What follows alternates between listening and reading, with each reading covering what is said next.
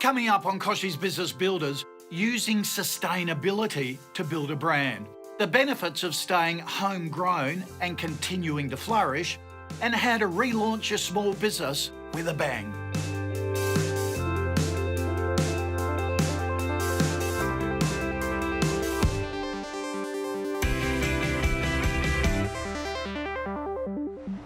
Hi everyone and welcome back to another episode of Kochie's Business Builders. Very excited about today's show, so let's get straight into it. Now, cybersecurity is a major concern. It can be costly to both you and your small business, particularly if there's an e-commerce aspect to your company. A 2017 security report from Cisco discovered 1 in 3 people who experienced an attack lost a massive 20% of their revenue. Almost half of these businesses also faced a lack of consumer confidence due to a security breach. So, what can you do about it? You can start off by visiting kochiesbiz.com for our special report on how to safeguard your small business. It is absolutely essential reading. Coming up, learn from the legend behind the family-run business Adina Watches. We discover how Bob Menzies has stayed at the top of the game in the watch industry for more than 46 years and done it from Australia. But first, we send in the experts from NAB to help a chicken farm in Victoria. Sustainability is important for this family business, who have 2,000 chickens that lay fresh eggs in a mobile caravan.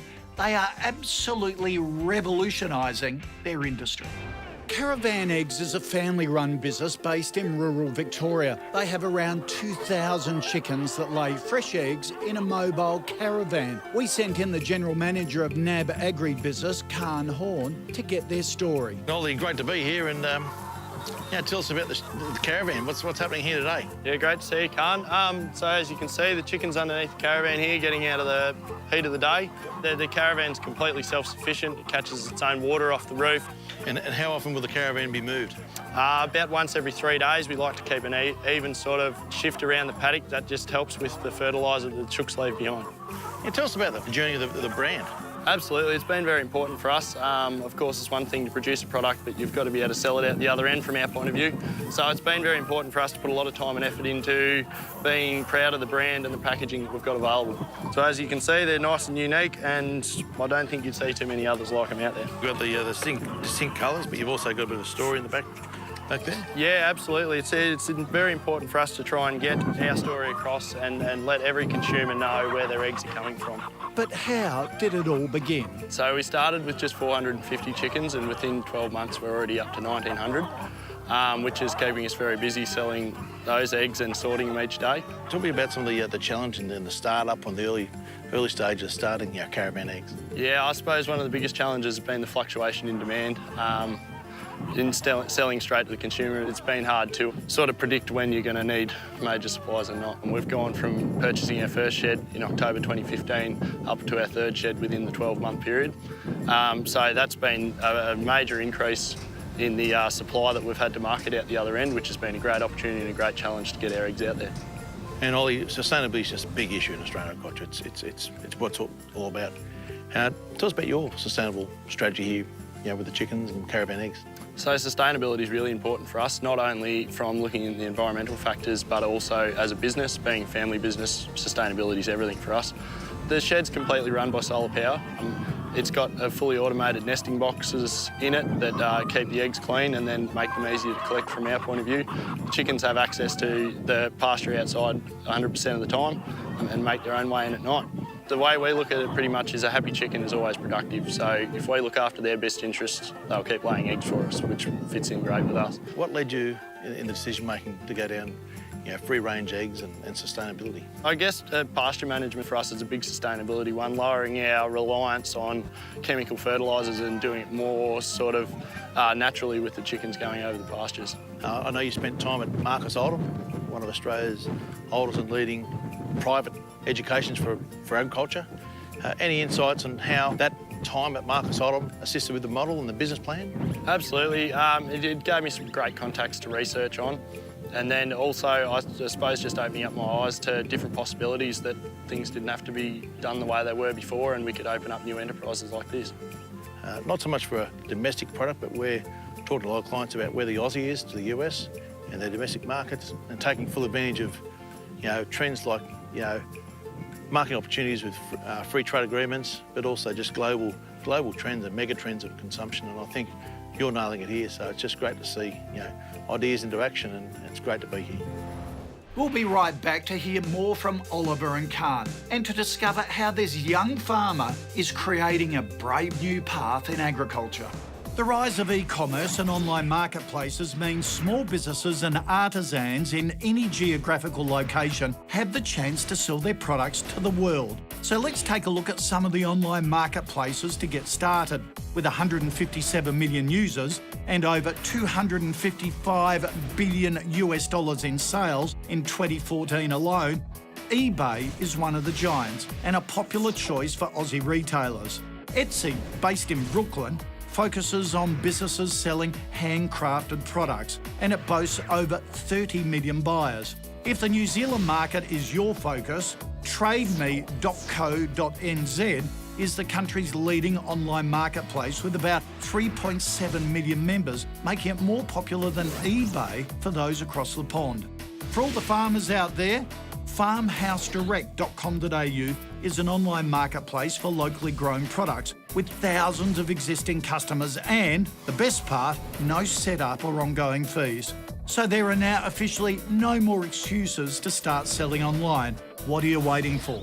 For more information, head to ozpost.com.au/sellingonline. Next up, the founder of an iconic Queensland brand shares what it takes to be an industry leader for several decades. You'll never guess how long it takes to make just one watch. Stay tuned.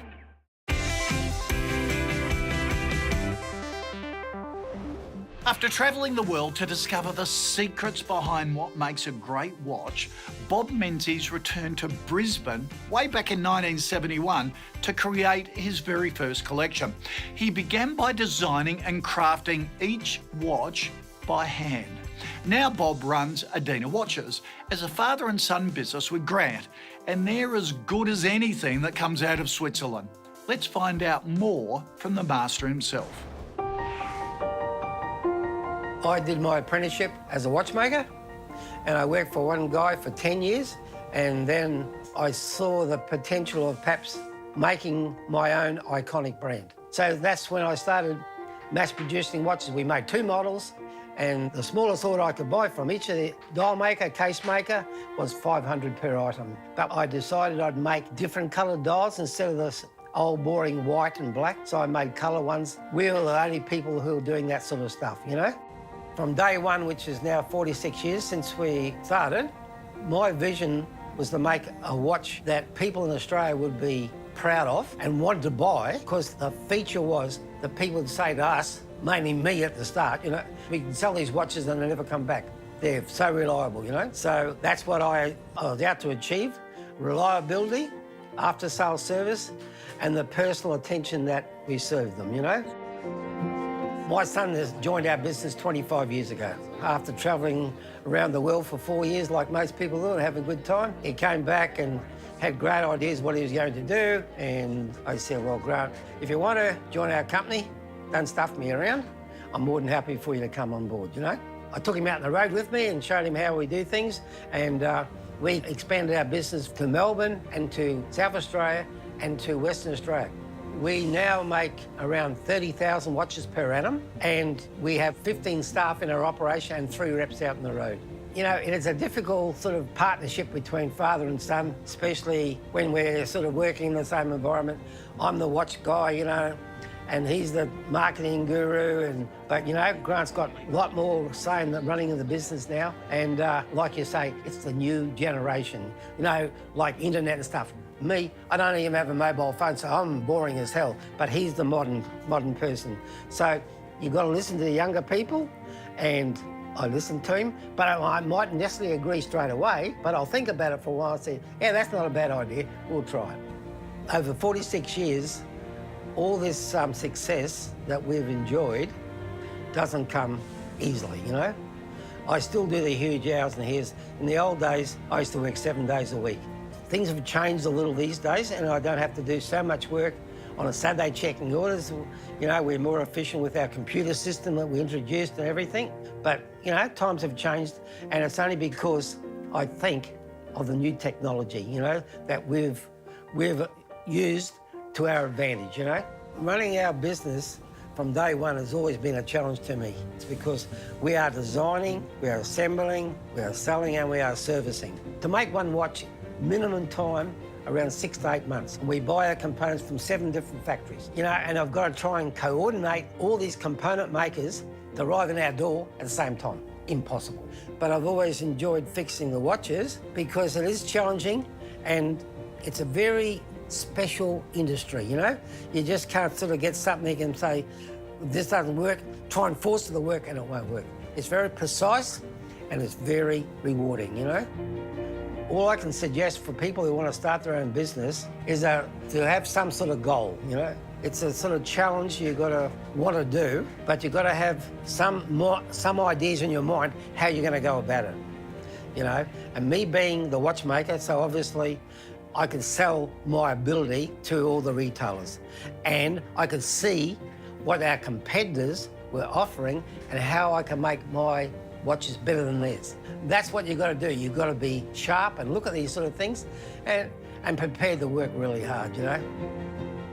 You know, we have a lot of people come in, can you fix our clocks for us? You know, 100 years old and say, and we get them going from them, they think, oh, wow, that clock hasn't been going for 20 years or 30 years. It makes us feel good, you know? What keeps me going in this special industry that we're involved in, and it is a special industry, because the challenge of making something that's really special and the end result, when I check it all, makes me feel so good. And, you know, I know self-praise gets you nowhere, but I think, my God, Bobby done a bloody fantastic job on that watch. You know, it looks really great. And all the guys, like I said, what do you say? It's another beautiful creation from the house of Adina. And that's what keeps me going.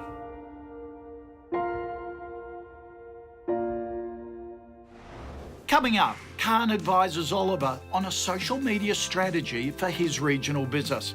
Plus, how Alec Lynch from Design Crowd started a successful small business at home with a laptop and just 3 credit cards.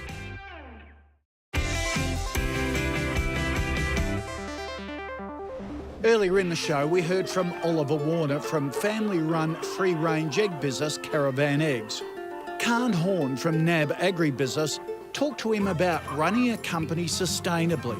Let's get back into it. Nolly, tell us about some of the wins early on. I guess one of the biggest wins would be working straight with the consumer. Having the opportunity to sell eggs straight to the person who's having the chance to eat them has been pretty satisfying for us. It's good to see some youth returning to the farm. And any views about, you know, returning to the farm at such a young age?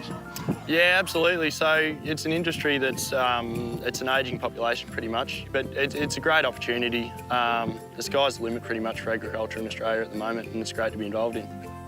And all your journeys with farmers markets and restaurants and supermarkets, how often does sustainability come up in discussions from the ultimate consumer? Quite often, really. Everyone likes to see a business model that is sustainable, and especially from an environmental point of view. And it's very important for us selling straight to the public at farmers markets, because we can explain that we are trying to be as sustainable as possible. And you speak about social media. What role does the social media and sustainability play in Caravan Eggs? The transparency of the business going through social media is really important. The fact that we can post a photo on any day showing what sort of lifestyle the chickens are living, which is generally sun shining and enjoying themselves out in the pastures. You know, tell us about the strategies to get, you know, double-digit growth this year and beyond. So obviously advertising very important for us. We do a lot through social media, and it's a great avenue for us. Ollie, great to see you using social media, the role of Facebook and Instagram and tweeting. You know, it's instantaneous customer feedback, so great to see you using it, because I take it very seriously. Thank you. And we've spoken a lot about sustainability and your passions, and I'm just proud to be here to see, you know, you having a big crack, because we take Australian culture really serious and agribusiness, you know, very serious. Having a market share of about 30%, lending to Australian farmers. It's got a big role to play in the economy, and I look forward to following yourself and other agribusiness into 17 and 18 beyond. Thanks a lot, Khan. Thanks for coming. No worries. What great tips from Khan, who says it's crucial to be transparent on social media so customers know they can trust you. And isn't it great to see a new generation farmer who chose to stay in the family business and focus on sustainability? As Oliver says, a happy chicken is a productive chicken. Same goes for all our staff, I suppose, too. Make sure you subscribe to our free newsletter via kochiesbiz.com for more inspirational small business stories. Hi, I'm Alec Lynch, founder and CEO of designcrowd.com. DesignCrowd helps small businesses outsource or crowdsource custom design from designers around the world. I started the business from the family home in 2008 with a laptop and 3 credit cards, and today we have 45 staff in 4 countries, over 500,000 designers, and we're approaching $20 million in revenue per annum. My top tips for entrepreneurs are: 1, think big. Aim to disrupt an industry. Aim to go global. Aim to double or triple your business. 2, test. Test everything. If you never stopped testing and trying new things, your business will never stop improving. And number 3, start today. The only thing that separates an entrepreneur from a wannabe entrepreneur is action. Take that first step, buy a domain name, get your logo designed, print those business cards, and get started. Coming up soon, I answer your next burning business question in Ask Kochie. Don't forget to send us your video question through our KBB website.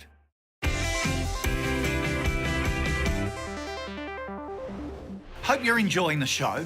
Isn't it fantastic to see a young farmer having so much fun creating something new? As Oliver said, the sky is the limit for agriculture in Australia at the moment. And as far as I'm concerned, that's what creating a successful small business is all about. So fantastic to hear a good news story from our farming community. They really can be the lifeblood of this country. Next up, I'll get stuck into another great viewer question. Don't go away. We all put things off: onerous paperwork, boring to-do lists, or uninspiring chores. Luckily, there are some great apps to help you stay on track and free up more of your time to actually work on your business. The app Freedom cuts off internet access during specified times, which means no access to email, Facebook, or cat video websites. Tomato Timer, based on the famous Pomodoro technique, aims to get you motivated by breaking your day into 25-minute manageable sessions. Rescue Time shows you what to do in Chrome all day to get a clear breakdown of what's chewing up time. It's super easy to see where all your energy is being used or wasted. All right, back in the man cave means it's time for Ask Kochie, where I answer one of your tricky business questions. Today's video comes from Michelle Genoa. Let's have a look. Hello, I'm Michelle Genoa from On Purpose Consulting, where we help you go from good to great as a leader. After a year of research, planning and development, I'm excited to announce that we are releasing our online leadership experience program this Christmas. My question is, in releasing a program like this, what sort of partnerships would you form to best promote it on a global scale so that you can reach and help the most people go from good to great as a leader? Thanks so much for sending your video into us, Michelle. It's a great question about using partnerships to really help grow and promote your business. You see, the right partnership can help grow both businesses, can save time, collaborate on new ideas, and gain strength against competitors. But before thinking about it, make sure you have a strategic long-term plan for your business, because partners need to be aligned to your strategy. It's all about attracting the right partners to your brand and looking within your niche to find major influencers. They should be non-competitive but complementary. For your business, they could come from corporate, advocacy groups, government, not-for-profit sectors, because leaders are found everywhere. On your website, you mention emotional intelligence and mindfulness. So a psychologist or meditation group could be a good alignment. While you're just a new business, another business may have spent years building their reputation, and hopefully that's something you can tap into. The best partner will bring more to the table than you, but probably expect more in return. There are different types of partnerships, and you should have a clear idea of what you want before approaching them. Maybe they send potential customers to your website, your newsletter, or program directly, in return for you offering discounts to members who come through a partner business's channels. Maybe your course is co-branded or a section of it sponsored by another brand. Maybe you refer business to each other. These are a few things to think about before jumping in. Then it comes down to networking to help find strategic partnerships. Look to local events, networking groups and associations, including Business Chicks, the Australian Business Women's Network, the Business Networking Academy, your local chambers of commerce. You mentioned going global, so it's worth checking out BNI, bni.com.au, Business Network International. It's the world's largest business networking and referral organisation, so take a look at it. And finally, Michelle, be clear on expectations and responsibilities and don't rush into anything. It's better to have no partnerships than a bad one. Now, to stay up to date with all the latest in small business news, tips and inspiration, head to kochiesbusinessbuilders.com.au and I'll catch you next time. Hey, thanks for dropping by the KBB YouTube channel. If you want a whole lot more where this came from, press the subscribe button and it will open a Pandora's box of great videos that not only are educational, full of great advice, but also really inspiring. Just what we need as small business owners.